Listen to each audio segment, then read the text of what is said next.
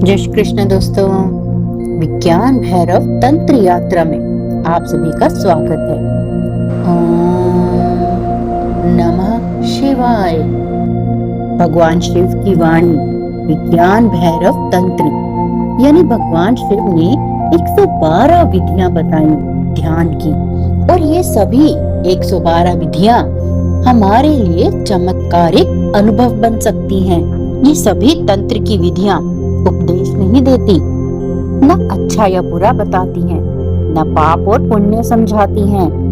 ये तंत्र की विधियां तो सभी मनुष्यों के लिए एक समान से है, चाहे कोई कितना भी पापी क्यों ना हो या फिर किसी ने कितने ही पुण्य क्यों न किए हों, कोई कितना भी अच्छा हो या बुरा हो, ये विधियां सभी के ऊपर एक समान रूप से कार्य करती हैं।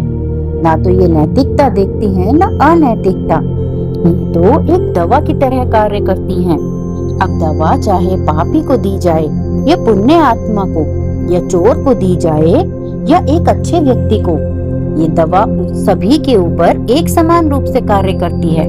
ठीक उसी तरह भगवान शिव की वाणी ये तंत्र की ध्यान विधियां सभी के लिए एक समान रूप से हैं। ये विधियां चमत्कार करती हैं क्योंकि ये चित्त को बदल देती हैं। इसलिए किसी का भी चोर होना, सख्त होना इन तंत्र की विधियों के लिए कोई मायने नहीं रखता।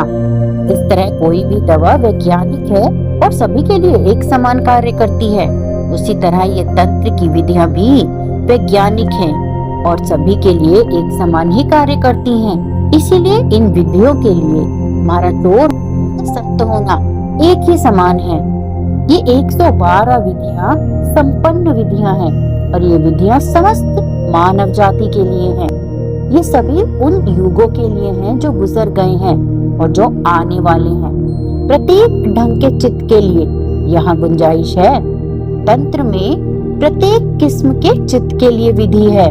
यहाँ कई विधियां हैं और यहाँ हर किसी के लिए कोई न कोई एक विधि आवश्यक है। विज्ञान भैरव तंत्र की छठी विधि है सांसारिक कार्यों में संलग्न रहते हुए 2 श्वासों के बीच ध्यान को बनाए रखें, और ऐसा अभ्यास करते हुए कुछ ही दिनों में आप नया जन्म प्राप्त करेंगे।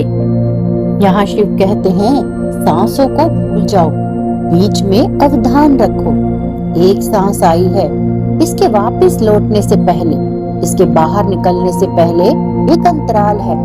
एक सांस बाहर गई है, इसके फिर से अंदर आने से पहले एक अंतराल है। संसारिक कार्य में 2 सांसों के बीच अवधान रखो, और इस तरह अभ्यास करते हुए तुम कुछ ही दिनों में नया जन्म पाओगे। लेकिन इसे लगातार करना होगा।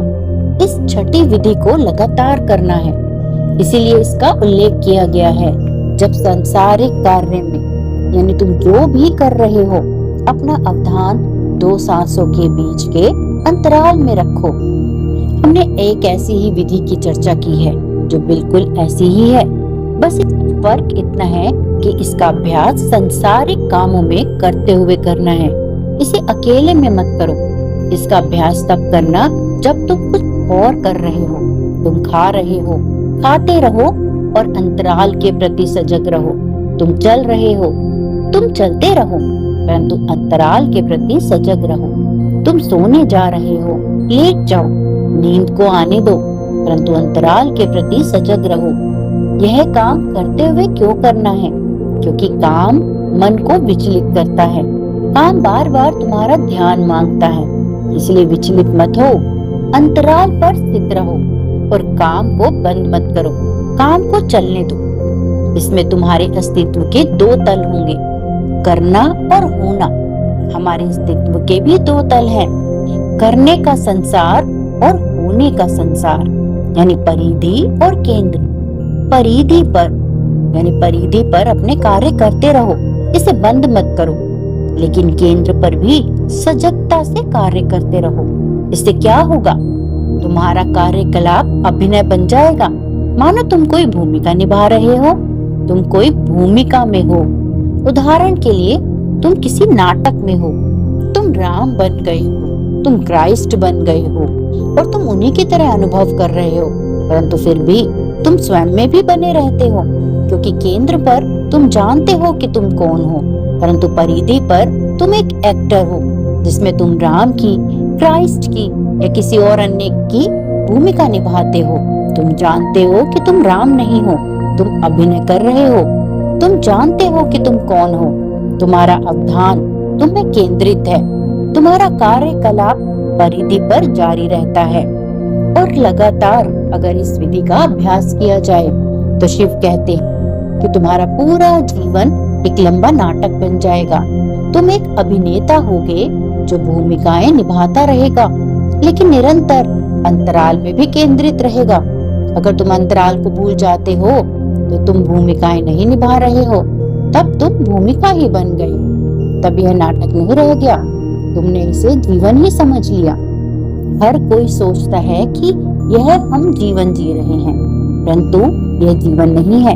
यह सिर्फ एक भूमिका है, एक हिस्सा जो तुम्हें समाज ने, परिस्थितियों ने, संस्कृति ने, परंपरा ने, देश ने, परिस्थितियों ने दिया है।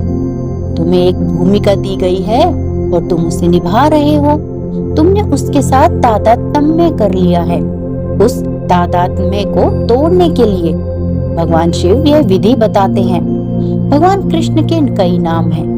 कृष्ण सबसे महान अभिनेताओं में से एक हैं। वे लगातार अपने आप में केंद्रित रहते हैं। वे कई भूमिकाएं, वे कई खेल खेलते हैं, परंतु बिल्कुल भी गंभीर नहीं होते। गंभीरता पहचान से आती है। अगर आप नाटक में वाकई राम बन जाते हैं तो जरूर समस्याएं आएंगी, और जब नाटक में सीता चुराई जाएगी तो आपको दिल का दौरा भी पड़ सकता है और पूरा नाटक रोकना पड़ सकता है। परंतु जब तुम इसे एक नाटक की तरह देखते हो तो तब तुम एक अभिनेता हो। सीता चोरी हो गई, लेकिन कुछ भी चोरी नहीं हुआ, क्योंकि तुम वापस अपने घर आ जाओगे और चैन से सो जाओगे। तुम्हें सपने में भी नहीं लगेगा कि सीता चोरी हो गई। जब सच में सीता चोरी हुई तब राम खुद रो रहे थे, चीख रहे थे और पेड़ों से पूछ रहे थे, मेरी सीता कहाँ गई, उसे कौन ले गया। लेकिन ये समझने की बात है, अगर राम सच में रो रहे हैं और पेड़ों से पूछ रहे हैं, परंतु यहाँ ध्यान देने वाली बात है कि भगवान राम के लिए उनका वास्तविक जीवन भी बस एक भूमिका मात्र था। ऐसा कहा जाता है कि वाल्मीकि ने राम के जन्म से पहले रामायण लिखी थी और फिर श्री राम को उनका अनुसरण करना पड़ा। तो वास्तव में राम का कार्य भी एक सिर्फ नाटक ही था। कहानी श्री राम के जन्म से पहले लिखी गई थी और श्री राम को उनका अनुसरण करना पड़ा, इसलिए वे क्या ही कर सकते थे। और जब वाल्मीकि जैसा व्यक्ति कोई कहानी लिखता है तो श्री राम को उनका अनुसरण करना ही पड़ता है। तो एक तरह से सब कुछ पहले से तय था। सीता को चुराया जाना था, युद्ध को लड़ा जाना था। और इसका गहरा अर्थ यह है कि अगर आप यह मान लें कि आपके लिए सब कुछ तय है तो आपका जीवन एक नाटक बन जाता है। और यहाँ सब कुछ तय है, यहाँ तक कि आपका संवाद भी तय है। अगर आप सीता से कुछ कहते हैं तो वह तय ही है और आपको उसे केवल दोहराना है। और अगर सभी कुछ तय है तो आपको बस इसे निभाना है, अपने किरदार को निभाना ही है। आपको इसे जीने के लिए नहीं कहा गया है, आपको बस इसे निभाने के लिए कहा जाता है। और यही विधि छठी विधि है कि आप दो सांसों के बीच के अंतराल में केंद्रित होते हैं और जीवन परिधि पर चलता है। यदि आपका ध्यान केंद्र पर है तो आपका ध्यान वास्तव में परिधि पर नहीं है, वह सिर्फ उप ध्यान है। यह बस आपके ध्यान के पास कहीं घटित होता है। आप इसे महसूस कर सकते हैं, आप इसे जान सकते हैं, लेकिन यह महत्वपूर्ण नहीं है। इसीलिए छठी विधि कहती है कि सभी कार्य को करते रहिए और अपना ध्यान दो सांसों के अवधान पर रखिए। ये आपको पूरी तरह से भीतर से बदल देगा।